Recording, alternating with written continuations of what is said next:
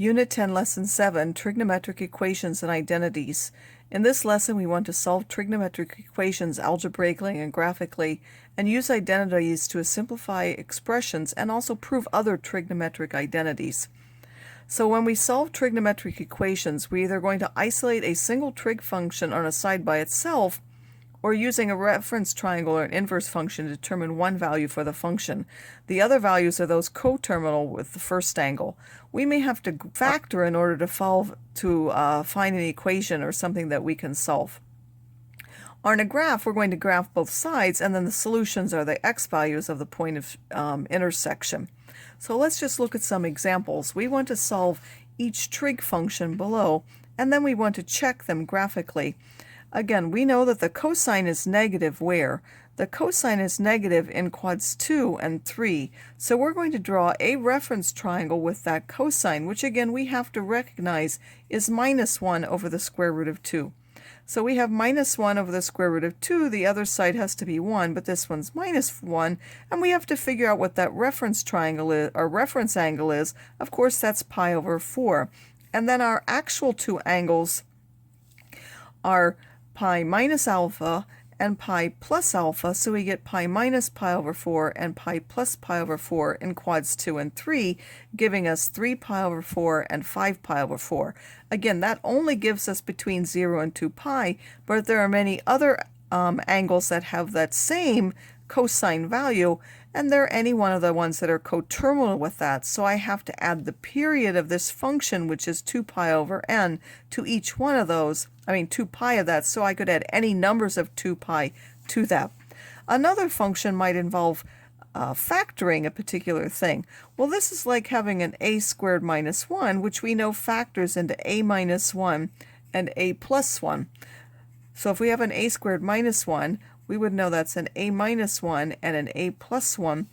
A is just the sign there, so I could make that the sine of x minus 1 and the sine of x plus 1 has to be 0. So the sign would have to be 1, or the sign would have to be minus 1 in order for this to be 0. And then these are quadrantal angles. Again, anytime you have 0, 1, or minus 1 for sine or cosine, you need to make sure you're not trying to draw a reference triangle, but you're looking at a quadrantal angle. So the sine is the y-coordinate. The sine is 1 at pi over 2.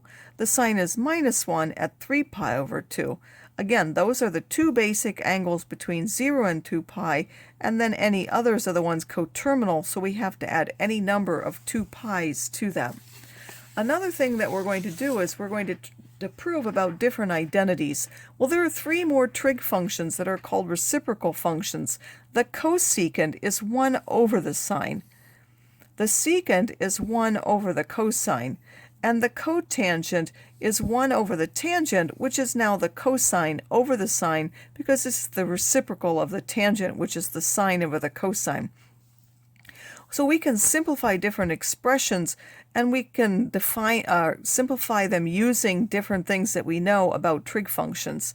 So this one says, write this expression in terms of a single trig function. So we're starting off with this. And now we know that the sine squared is 1 minus the cosine squared, because we know that the sine squared plus the cosine squared is 1.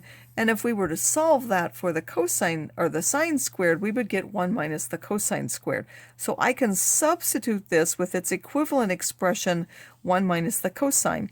Then that's like an a squared minus a b squared, which factors into a minus b and a plus b, where a squared is 1, and b squared is the cosine squared. So I get 1 minus the cosine over times 1 plus the cosine, and then this factor is the same on the top and the bottom. It cancels and gives me 1 plus the cosine.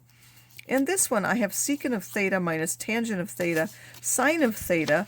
Again, I'm going to start with this, and I'm substituting. The secant is 1 over the cosine, and the tangent is the sine over the cosine times the sine. When I do this, these will have a common denominator. This one gives me the sine squared, and when I combine them, I get 1 minus sine squared over the cosine. But 1 minus the sine squared again will give me the cosine squared due to the Pythagorean identity. So instead of this, I can substitute for that the cosine squared, and then the cosine squared divided by the cosine is just the cosine of theta. And I'm not sure that I pointed it out before, but for example, we write the sine squared. It means this, but we don't write it that way. So for trig functions, when they write the power of a function, when we write, we mean this, but we actually write this. And that's so it's not confusing if you forget your parentheses. You're not squaring the theta, you're squaring the whole sine function. If I wanted to cube a function, I would write the sine cubed of theta. It really means the whole sine function cubed. So keep that in mind as you're working with trigonometric functions. Now we're going to prove identities as well, meaning in this one we had to figure out what it was equal to. In this one they're going to tell us what it's equal to, but we have to prove that. So I'll just start with this example. You're always going to start with one side, usually the one that's more complicated, and try to show that it equals to the other side. So the first step should be one side, and the last step will be the other side.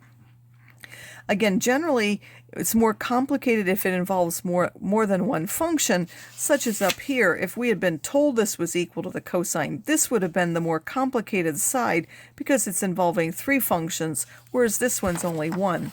So here, these each involve 1. Which one's more complicated?